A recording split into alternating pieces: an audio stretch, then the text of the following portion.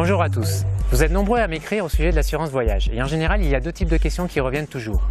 La première question c'est pourquoi prendre une assurance voyage? Est-ce vraiment nécessaire? Le deuxième type de question c'est quelle assurance voyage prendre? Comment bien choisir mon assurance voyage? Voilà, de ces deux choses je vais vous parler tout de suite après. A tout de suite.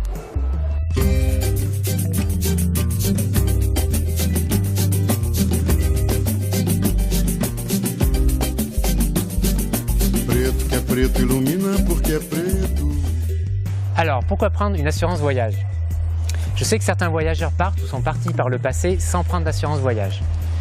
En général, c'est par souci économique. Ils pensent aussi que rien ne peut leur arriver, que les accidents n'arrivent qu'aux autres. Or, c'est un très mauvais calcul. Premièrement, tout ne repose pas sur vous. C'est-à-dire qu'un accident peut arriver par la faute des autres. Ça, c'est typiquement le cas des accidents de la circulation. Vous pouvez tout à fait bien conduire, mais voilà, si en face de vous, vous avez quelqu'un qui commet une erreur, voilà, tout ne repose pas sur vous. La deuxième chose, c'est que les frais médicaux à l'étranger peuvent coûter très très cher. Par exemple, c'est typiquement le cas aux États-Unis, au Canada, en Australie, au Japon ou ailleurs. J'ai récemment d'ailleurs un lecteur qui m'a écrit en me racontant son histoire. Il est parti voyager en Australie et là, manque de chance, il attrape une infection de l'œil. Eh bien, entre les frais d'hospitalisation, la chirurgie, les consultations, tout cela lui est revenu à 150 000 €. Vous imaginez 150 000 €? Heureusement, il avait pris une assurance voyage, parce que vous imaginez sinon le coût. Un autre exemple, il n'y a pas longtemps, j'ai une connaissance qui est partie voyager en Amérique centrale. Il est parti sans assurance voyage, voilà, parce qu'il voulait faire des économies.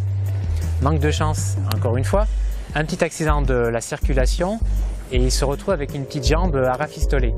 Eh bien, l'hospitalisation lui a coûté là aussi énormément cher et il est revenu en France avec des dettes. Je peux vous dire qu'il a regretté de ne pas avoir pris d'assurance voyage. Donc voilà, je pense avoir répondu à la première question. Voilà, vous avez décidé de prendre une assurance voyage. Très bien. Mais voilà, laquelle choisir? Il faut dire que c'est la jungle entre tous les acteurs du marché. Il y a foule et en plus, si vous regardez en détail le contrat d'assurance, vous vous rendrez compte qu'il y a une foule de termes plus ou moins compliqués.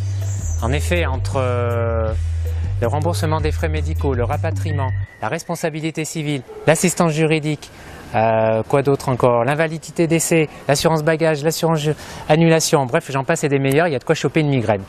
Rassurez-vous, de tout cela, je vais vous parler dans l'article du jour sur le blog, je vais tous vous expliquer, vous avez juste à cliquer là tout de suite en bas de cet écran et on se retrouve tout de suite sur le blog. Et n'oubliez pas, cultivez votre instinct voyageur. A tout de suite.